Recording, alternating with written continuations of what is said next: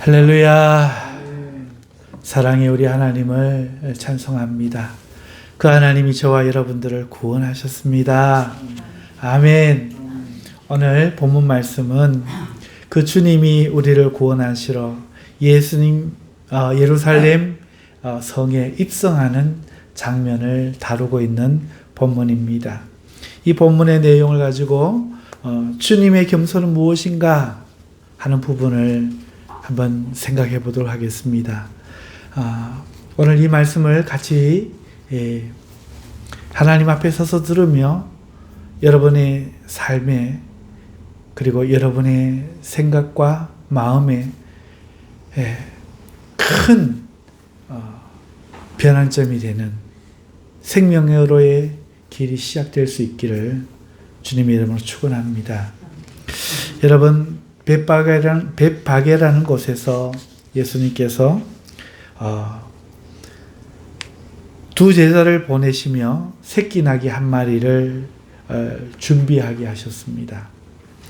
사람들은 호산나 다윗의 왕의 이름으로 오시는 이여라고 환영하게 되는데, 정작 예수님은 왕들이 타는 말이 아니라 나귀 새끼를 타고, 짐을 싣는 나귀 새끼를 타고 예루살렘에 들어가고자 하십니다. 이것을 성경은 내 왕이 겸손하여 나귀 곧 멍에 매는 짐승의 새끼를 탔도다라고 설명하고 있습니다. 우리는 이 모습을 보며 지배자 예수님이 아니라 겸손하신 예수님을 발견하고 그 예수님을 사랑하는 것이죠. 우리 예수님은 겸손하신 예수님입니다. 할렐루야. 오늘 우리는 예수님의 겸손에 대해서 살펴보고자 합니다. 예수님은 자타공인, 겸손한 분으로 알려져 있습니다. 그는 스스로 나는 겸손하니라고 하셨죠. 성경도 그가 겸손하다 말씀하고 있고, 또 우리도 모두 어느 한 사람 빠지지 않고 예수님이 겸손하다고 인정합니다. 아멘. 아니다 하는 사람 한 사람도 없을 것입니다. 여러분, 겸손이 무엇이죠? 우리가 아는 겸손이란 무엇입니까? 자신을 낮추고 타인을 존중하고 자신의 부족함을 알고 자신보다 뛰어난 자들이 있음을 겸허하게 받아들이는 자세라고 사전에서는 말하고 있습니다. 그냥 일상적으로 제가 말씀을 드려보자면, 우리는 자신을 자랑하지 않는 것, 남을 무시하지 않는 것, 공을 자신이 아니라 남에게 돌리는 것, 이런 모습을 겸손이라고 말하지 않습니까? 자, 그러면 지금부터 예수님의 모습 몇 가지를 소개하겠습니다. 먼저 가까이 있는 마태복음 21장 1절에서 2절 말씀. 아니, 2절에서 13절 말씀. 보시죠. 여기에는요, 자신을 낮추고 타인을 존중하는 예수님의 모습이 아니라 예수님이 성전에 들어가셔서 성전에서 매매하는 모든 사람을 내쫓고 있는 예수님의 모습이 보입니다. 돈 바꾸는 사람들의 상을 둘러엎고 비둘기 파는 사람들의 의자를 둘러엎으시는 모습이 보이고 있죠. 그러면서 예수님은 이렇게 말합니다. 너희는 내 집을 강도의 소굴로 만들었다. 꾸짖고 계십니다. 여기서 예수님은 남을 잘못했다고 지금 꾸짖고 지적하는 것에서 그치지 않고 폭력을 쓰고 계시며 내가 하는 이 폭력이 정당하다고 주장하시는 듯 보입니다.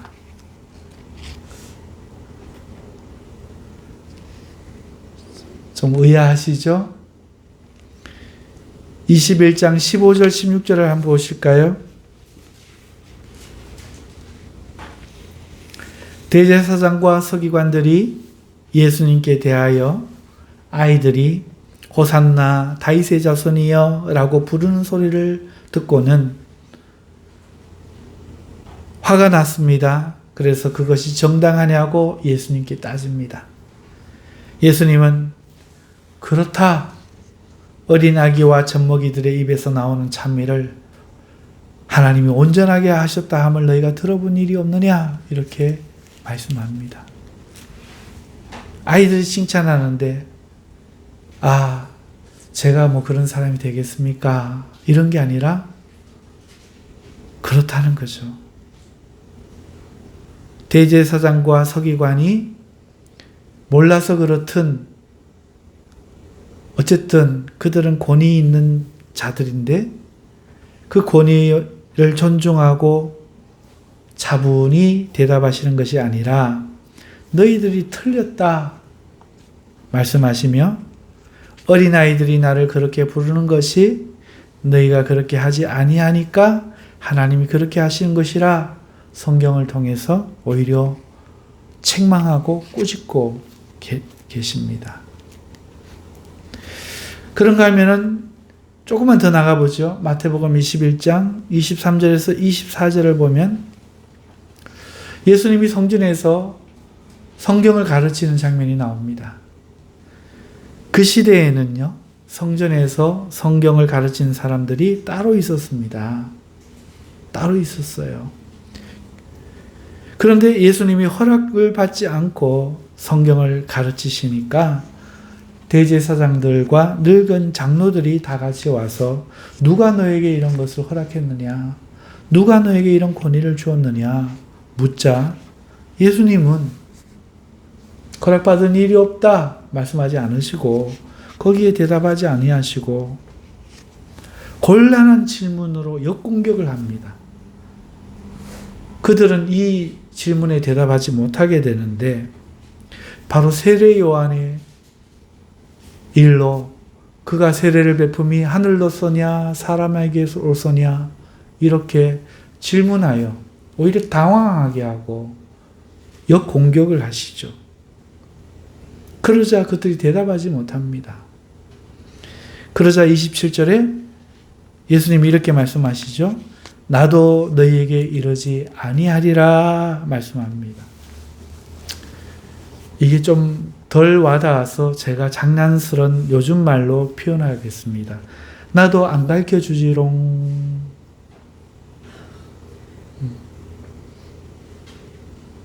나도 대답하지 아니하리라. 나도 안 가르쳐주지롱. 여러분, 곧 이어지는 성경의 내용이었습니다. 예수님의 모습은 우리가 사전에서 본 대로 우리가 일반적으로 생각하고 있는 대로 겸손하신 모습일까요? 여러분이 아는 몇 가지 사실을 이 외에도 몇 가지 더 들어보자면 예수님은 가나안 여인에게 어떤 취급을 하셨나요? 개 같은 여자라고 취급하셨어요. 너희는 개다. 개에게는 줄 게 없다. 겸손인가요? 예수님은 유대인들에게 회친한 무덤아 이렇게 말씀하셨습니다. 겸손인가요? 너희 애비가 마귀구나 말씀하셨어요. 겸손일까요? 하루살이는 거스르고 낙타는 삼키는 자들아 이렇게 유대인들에게 말합니다. 좋은 열매 맺지 못하는 못된 나무구나. 또 예수님이 이렇게 말합니다. 원수가 밤에 몰래 와서 심어놓은 가라지구나. 묻겠습니다. 여러분 대답해 보시죠. 예수님 과연 겸손한 거 맞습니까? 우리 모두 그렇게 믿고 있습니다. 예수님 과연 겸손하실까요? 상상이 안 가시면 저나 우리 중에 어떤 사람이 이런 일을 한다면 겸손하다고 말할 수 있을까요? 에이 독사의 새끼야. 안 가르쳐주지롱. 너는 가라지야. 아, 우리 목사님 겸손하신다. 할 수 있을까요? 상을 둘러엎고 물건을 던지고 노끈을 메어서 때리고 겸손하다 할 수 있을까요?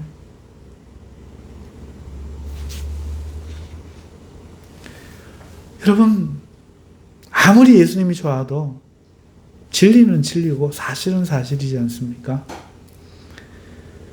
우리는 이런 모습은 겸손이라고 말할 수가 없습니다. 겸손하다고 믿고 싶은 거죠.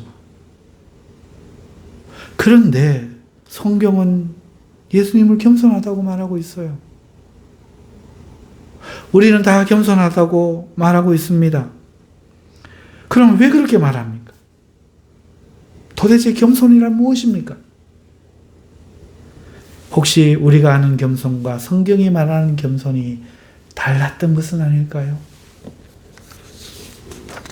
진짜 다르다면 우리는 성경의 겸손을 바르게 이해해야 하지 않을까요? 만일 그러지 못하고 우리가 세상의 이해로서 계속 겸손하고자 한다면 그것이 옳을까요?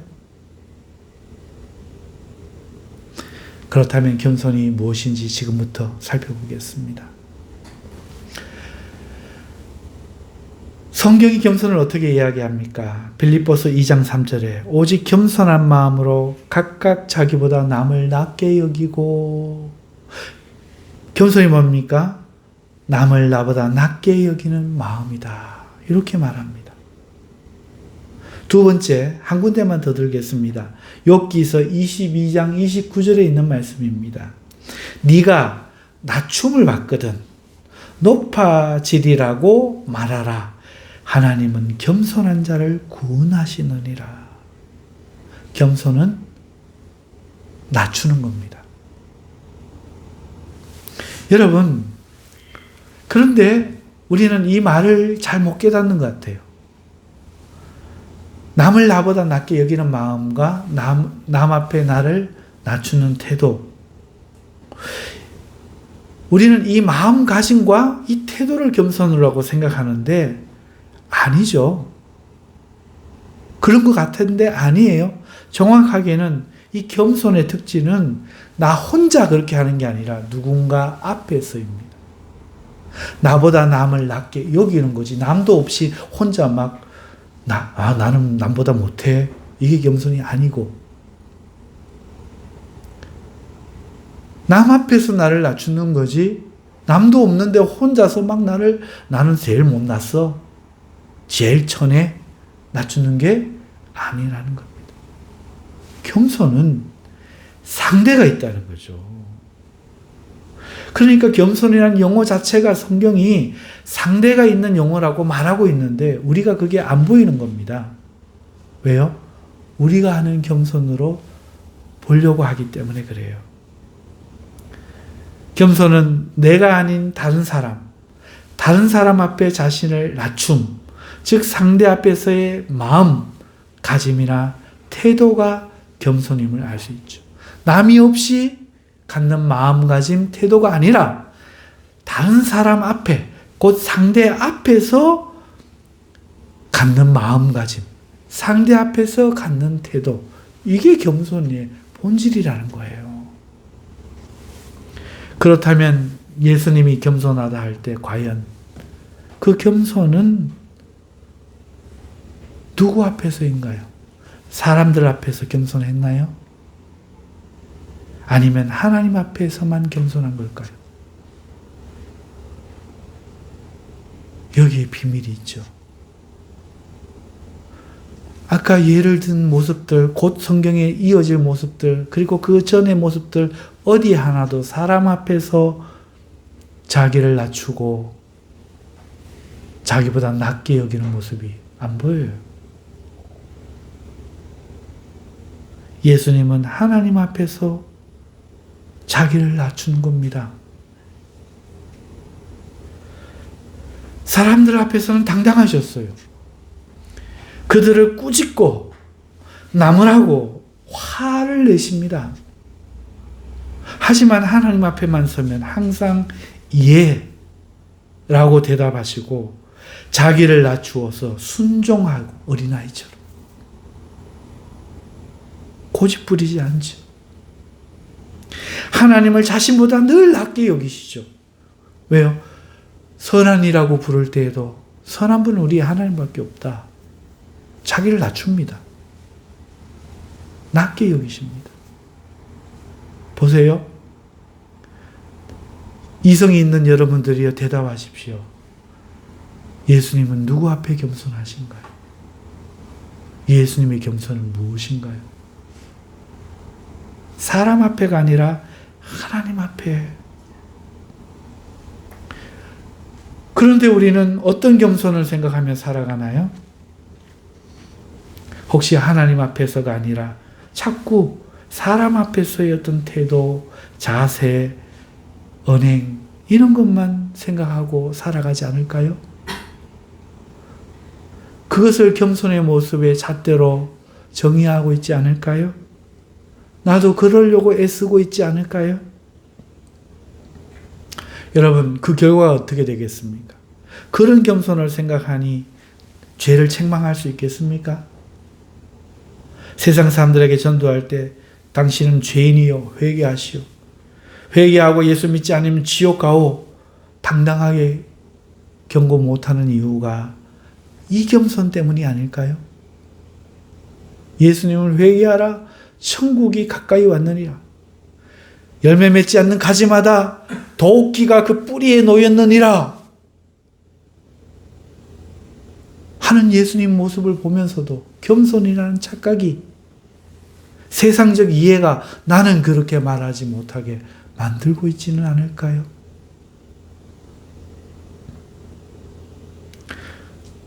여러분, 우리는 이렇게 잘못된 겸손의 틀을 가지고, 이해를 가지고 세상에는 정작 해야 될, 당당하게 외쳐야 될, 구원을 줄 수 있는 그 말을 용기 있게 하지 못하면서, 그거를 겸손으로 생각하면서 못하면서도 하나님 앞에는 순종하지 않고, 하나님 말씀에는 자기를 낮추지 않고, 예라고 대답하지 않고, 교만한 채로 서 있는 자기를 전혀 못 깨닫고 살지는 않을까요? 우리는 나귀를 타고 가시는 예수님의 모습만 보고 겸손하다고 말해버립니다. 보시오. 저 왕이 말이 아니라 나귀를 타셨어. 얼마나 겸손하오. 이렇게 정의해버립니다. 마치 오늘 성경도 그렇게 말하고 있는 듯 보입니다. 왜? 아는 것만 보이니까. 우리는 그 겸손만 보이니까. 그러면서도 왜 예수님이 나귀를 타셨는지는 전혀 생각하지 않습니다. 왜 예수님이 나귀를 타셨나요?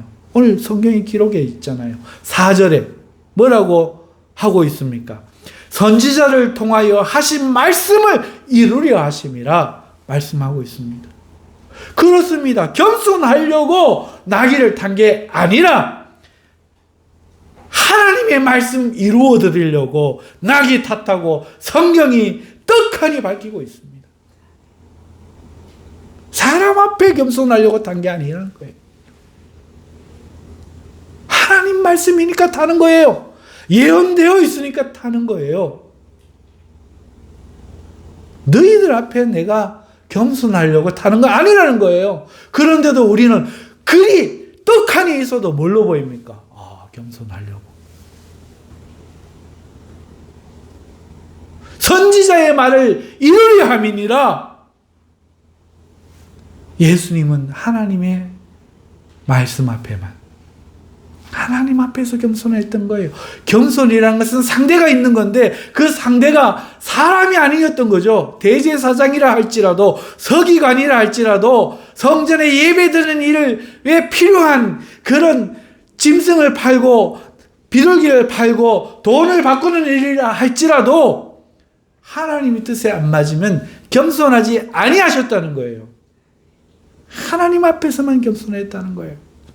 그런데 오늘날 많은 사람들은 하나님 앞에서는 순종 안 하면서 겸손 안 하면서 사람들 앞에서는 겸손해 보이려고 허리를 숙이고 말을 부드럽게 하고 그런 마음으로 전도조차도 못하고 바르게 꾸짖어 성도를 가르치지도 못하고 살아가고 있다는 거예요. 여러분, 이것이 얼마나 슬픈 일입니까? 오늘 우리가 세상의 겸손으로 보니 성경을 보면서도 이 말이 전혀 안 보이지 않습니까?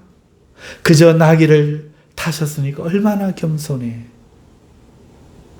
이러면서도 이게 꼭 맞다고 믿고 살아가지 않습니까?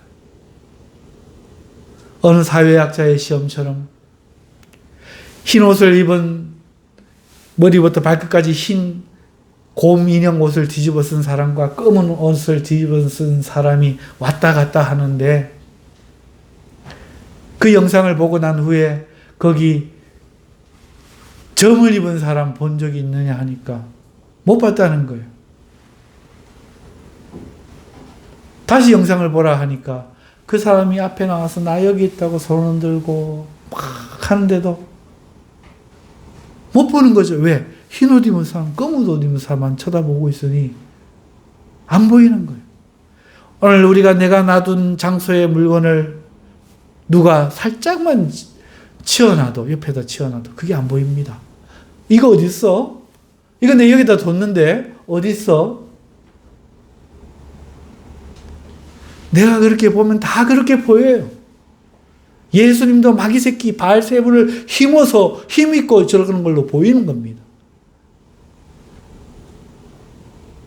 오늘 우리가 겸손을 그렇게 생각하면 그렇게 보이는 거예요. 성경도 안 보이는 거죠. 사랑하는 성도 여러분,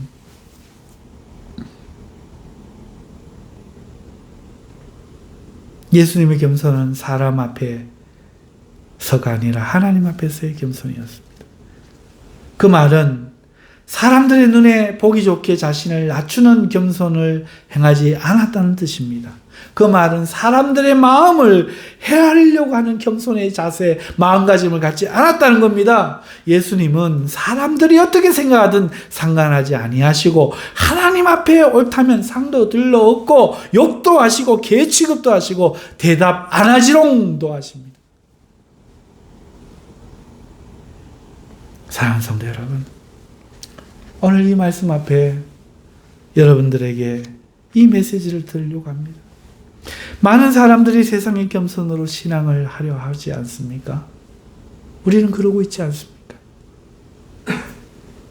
그래서 겸손하면 스님의 겸손이나 목사님 겸손이나 똑같지 않아요?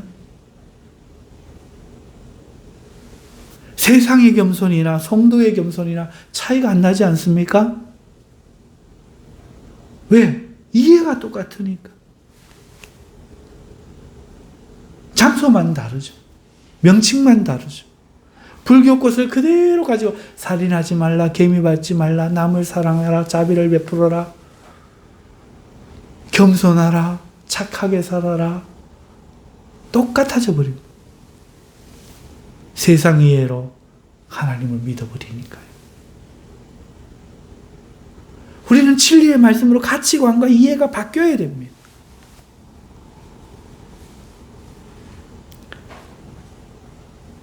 여러분, 예수님은 나는 겸손하고 온유하니라고 이것을 자기의 대표적인 성질로 이야기하셨습니다. 이 겸손은 하나님 앞에 겸손임을 우리가 깨달았으니 다시 이 말을 한번 생각해 봅시다. 우리가 생각하는 겸손이 아니라 하나님 앞에서의 겸손이니 자기가 나는 겸손하고 온유하니 하는 이 말을 다시 한번 생각해 봅시다. 나는 겸손하고 온유하니 수고하고 무거운 짐진 자들아 다 내게로 오라. 내가 너희를 쉬게 하리라. 이렇게 말씀하셨죠. 여러분, 겸손한 것과 수고가 없어지는 것, 겸손한 것과 무거운 짐이 가벼워지는 것이 도대체 무슨 상관일까요? 나는 겸손하고 온유하다는 거예요. 그러니 내게로 오라는 거예요. 그러면 너희도 나처럼 겸손해지면 수고하고 무거운 짐이 가벼워지리라 말씀하는 거 아닙니까? 도대체 어떻게 겸손과 인생의 그 무거운 짐이 상관관계가 있다는 얘기입니까? 바로 하나님 앞에서의 겸손이기 때문에 그래요. 잠언 3장 34절에 진실로 그는 거만한 자를 비웃으시며 겸손한 자에게 은혜를 베푸시나니, 하나님이 하나님 앞에 겸손하니 은혜를 베푸신다는 거예요. 그건 짐이 가벼워져 버리는 거예요. 그런데 우리는 예수님을 믿고도 겸손하게 살았는데도 왜 인생의 짐이 무겁습니까? 사람 앞에는 겸손할 줄 아는데 하나님 앞에는 겸손할 줄을 몰라서 그렇습니다. 사람 앞에는 말을 순하게 하는데 하나님은 신경을 안 쓰고 사니 그렇습니다. 사랑하는 성도 여러분, 예수님은 하나님의 말씀을 이루려 나귀를 타셨잖아요. 이것이 겸손이에요. 다르게 말하면 하나님이 말을 타라 했다면 예수님은 나 겸손한데 나귀 타야 되는데 안 하시고 말을 타셨을 거라는 뜻이에요. 겸손이란 스스로의 마음가짐이나 태도가 아니라는 거예요. 하나님 앞에서 하나님 말씀 앞에 자기를 낮추고 순종하고 이해하는 거, 이게 겸손이라는 거예요. 그러니 하나님이 그의 짐을 가볍게 해주시는 거예요. 그런데도 너무도 많은 크리스천들이 이걸 모르고 살아가요. 늘 태도를 겸손하게 가지려고 하고 자랑 안 하려고 하고 교만해 보일까 봐 겁을 냅니다. 그러면서도 하나님 말씀에 순종하지 않는 것은 겁을 내지 않아요. 그러니 인생의 지목은 상관이 없는 거예요. 예수를 믿고 목사, 장로가 돼도 상관이 없는 거예요. 우리는 하나님 앞에 겸손해야 합니다. 사람이 아니라 하나님 앞에 겸손해야 하는 줄 믿습니다. 사람들 앞에는 고개 들고 당당하게 살아가도 됩니다. 필요 없이 허리 숙일 필요가 없습니다. 자기를 낮추어 말하고 애써 친절하려고 할 필요가 없습니다. 그저 우리는 사랑하라 하셨으니까 하나님이 사랑하라 하신 말씀 앞에 사랑할 뿐입니다. 하나님이 용서하라 하니까 용서할 뿐입니다. 왼뺨을 돌려대라 하셨으니까 돌려대는 겁니다. 근데 그건 안 해요. 그리고 그러니 몇십 년을 믿었는데 무슨 소용이 있겠어요? 무엇이든 말씀이면 하는 것, 말씀이 아니면 안 하는 것, 이게 겸손이라고 성경이 말하고 있는 거예요. 예수님이 친히 보여주시는 거예요. 그런데 내 생각을 안 바꾸고 보니 맨날 내 걸로 이해하는 거예요. 주님하고는 상관이 없는 거예요. 내가 마귀 새끼인데도 못 깨닫는 거예요.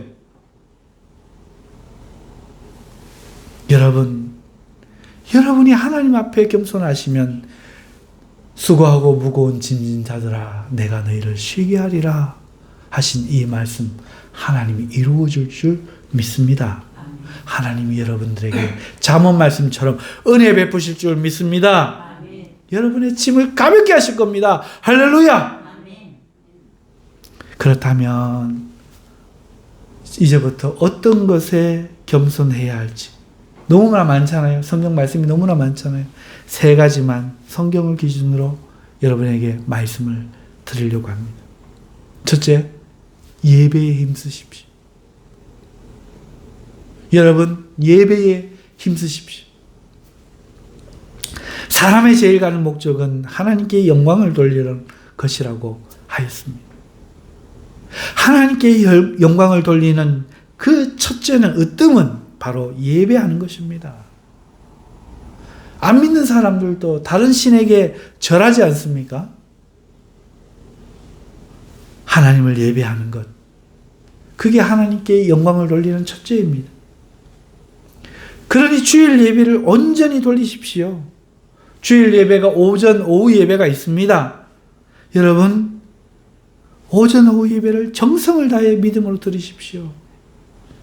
할 수만 있다면 수요, 금요 예배도 참석하십시오. 뿐만 아니라 집에서도 매일 2, 30분이라도 하나님 앞에 홀로 앉아 예배하십시오. 그것이 여러분이 할 수 있는 최고의 일입니다. 하나님께 영광 돌리는 일입니다. 근데 이 겸손 안 하고 평생에 혼자 예배 드리는 일은 단 한 번도 없고 평생에 가정 예배 드리는 일은 단 한 번도 없고 그러면서도 사람 앞에는 겸손하니 나는 겸손한다고 착각한다면 그 사람은 분명하게 주님 앞에 책망받을 겁니다. 나는 그렇게 갇힌 적이 없다. 사랑하는 성도 여러분, 예배에 힘쓰십시오. 그것이 하나님 앞에 겸손하는 것입니다. 둘째, 하나님의 질서를 인정하십시오. 다시 말씀드립니다. 하나님의 질서를 인정하십시오. 하나님은 아브라함, 이삭, 야곱 등 아버지를 통해서 일하십니다. 하나님 남자와 여자 중에 남자에게 책임을 묻습니다. 하나님은 자녀들에게 아버지를, 부모를 공경하라 말씀하시면서 하나님 외의 첫 계명이 부모 공경입니다. 질서입니다. 하나님은 모세 등 지도자를 통해 일하십니다. 사도와 목사와 교사를 통해 일하십니다. 이를 인정하는 것이 겸손입니다. 하나님 앞에 겸손하는 겁니다. 하다못해 그 지도자가 엘리야와 같이 불량하고 성경적이 아닌 제사장이라 할지라도 말입니다. 한나가 그를 여호와의 종으로 인정할 때 하나님께서는 그의 불임이라는 짐을 치워주셨지 않습니까?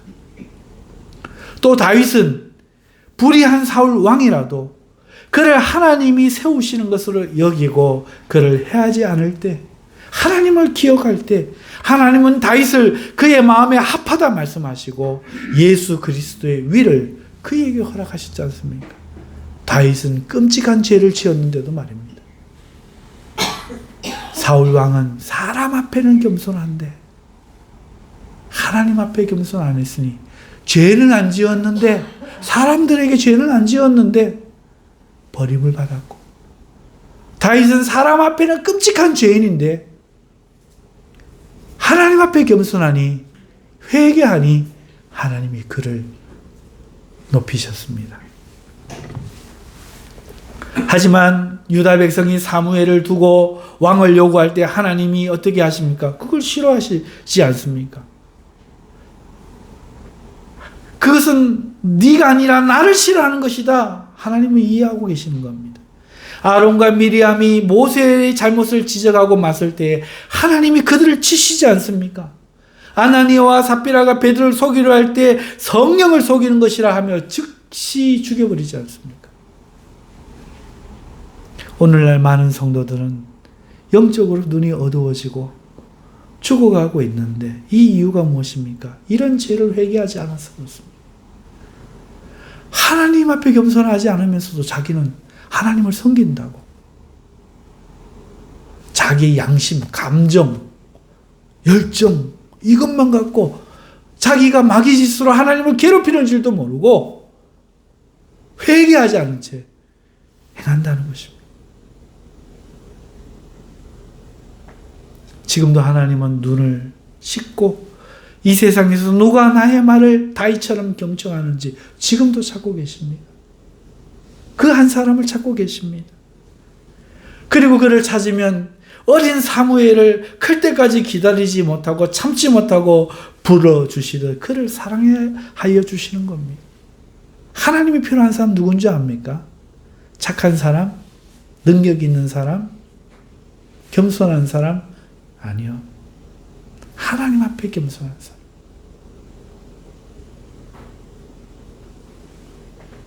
겸손이 원어로 무슨 뜻이라고 말씀드렸죠? 야생마를 길들여 타게 되는 상태, 그게 겸손입니다. 길들여진 상태, 누구에게? 하나님께. 온유가 무슨 말씀인지 말씀드렸죠? 땅을 갈아갖고 심은 땅이 싹을 내는 것. 하나님 말씀이 그대로 내게 이루어지는 것. 그게 온유입니다. 그런데 내 뜻만 말합니다. 남 앞에 겸손해 보여서 욕 안 먹고 칭찬받고 싶은 내 뜻으로만 우리는 겸손을 생각하니 하나님 말씀을 못 깨닫고 못 보고 마귀의 일을 하면서도 내가 하나님의 사람을 하고 착각하고 오히려 예수님과 그 제자들마저 죽이는 것입니다. 사랑하는 성도 여러분, 하나님의 질서를 인정하십시오. 부모를 공경하십시오. 교회에 하나님이 세우신 지도자들에게 순종하십시오. 대적하면서도 자기가 막인 줄을 못 깨닫는 죄를 회개하십시오. 세 번째, 깨어 기도하십시오. 여러분, 기도할 이유가 얼마나 많습니까? 우는 마귀가 사자같이 삼킬 자를 찾고 있지 않습니까? 온갖 시험이 우리 앞에 널려 있지 않습니까? 삶이 우리를 힘들게 하는 문제들이 얼마나 많습니까? 이 땅의 미래가 점점 어두워지고 있습니다. 우리의 믿음의 불은 점점 꺼져가고 있죠. 기도하십시오. 시험에 들지 않게 깨어 기도하십시오. 주님께서 구하라, 찾으라, 두드리라, 기도에 대해서 말씀하셨지 않습니까? 성령을 구하면 주신다고 약속하지 않습니까? 기도할 때 어떻게 기도하라 하십니까? 불의한 재판장을 두 손 들게 한 과부의 예를 들면서 하나님이 괴롭도록 기도하라고 하시고 있지 않습니까? 잠자는 친구를 깨워 먹을 것을 얻어내야 되는 절박한 심정으로 기도하라 하지 않습니까? 그렇게 하는 게 겸손입니다. 주님이 뭐라고 말씀하십니까? 하지만 세상 마지막 때에 이런 믿음을 보겠느냐 하시면서 이렇게 기도하는 자가 없다는 것을 경고하지 않습니까? 오늘 기도는 안 하는 거예요.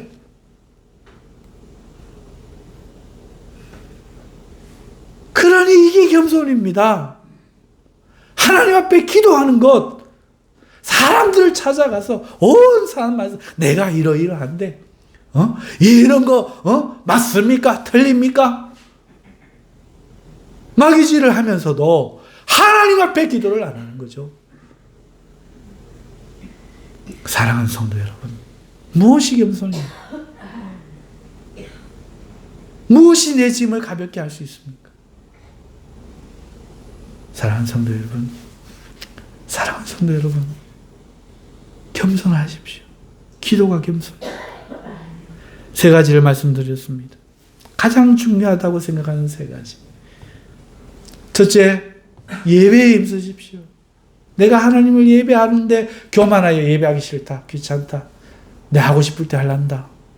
사람들 앞에는 밥 먹자, 뭐 이렇게 부탁한다, 예 하면서 하나님 앞에는 아니요 하고 있지 않는지 회개하고 예배에 힘쓰실 수 있기를 주님의 이름으로 축원합니다.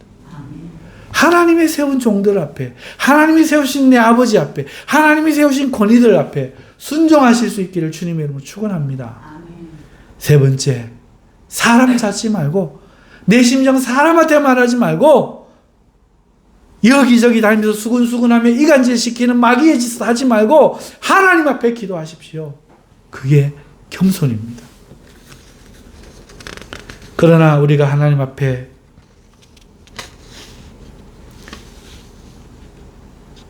이렇게 겸손하고자 한다면 제가 말씀드리지 않은 나머지도 어떻게 해야 되는지 스스로 깨닫게 될 줄을 저는 확신합니다. 말씀을 맺습니다. 한 해를 이제 겨우 한 달 남겨두고 있습니다. 한 해를 어떻게 사셨습니까? 여러분은 하나님 앞에 겸손하셨나요? 아니면 겸손하지 못했나요?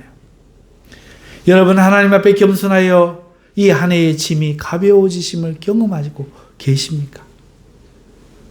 지금이라도 예배를 힘쓰고 하나님의 통치와 권위를 인정하고 기도에 힘쓰시어 살아계신 하나님의 찾음이 되실 수 있기를 주님의 이름으로 축원합니다. 축원합니다. 축원합니다. 기도하겠습니다. 우리 말씀 생각하면서 기도하겠습니다. 다 함께 동성으로 기도하십니다. 주여! 거룩하신 하나님 감사합니다.